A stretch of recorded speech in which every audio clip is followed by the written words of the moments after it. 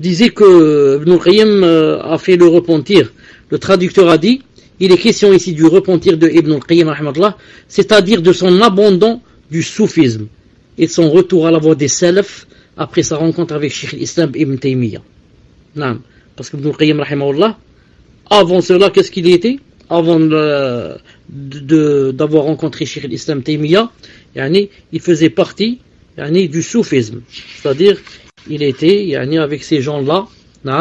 Ensuite, alhamdoulilah, Allah subhanahu wa ta'ala l'a guidé et il est devenu l'un des pionniers de la salafiyya.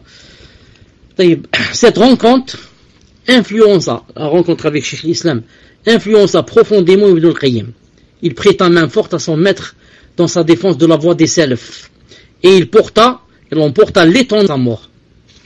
Il ne suivait alors plus aucune tendance en dehors du livre d'Allah subhanahu wa ta'ala et de la sunna de son messager sallallahu alayhi wa sallam avec la compréhension des pieux prédécesseurs. C'est pour ça que vous savez que Ibn al-Qayyim a un livre qui s'appelle Al-Ruh, l'âme. Et dans ce livre Al-Ruh, il y a des choses qui ne sont pas vraiment conformes avec la aqidah de Al-Sunnah. Donc c'est pour ça que certains savants ont dit, et justement Ibn al-Qayyim a écrit ce livre avant, quand il faisait partie, il aimait les soufis, etc. Non. Et certains ont dit que ce n'est même pas du tout son livre. Il y a des doutes si c'est son livre ou pas. Mais le mieux serait de dire que c'est son livre, mais il l'a écrit dans ses débuts. Certains ont dit même que c'est le premier livre qu'il a écrit. Wallahu ta'ala.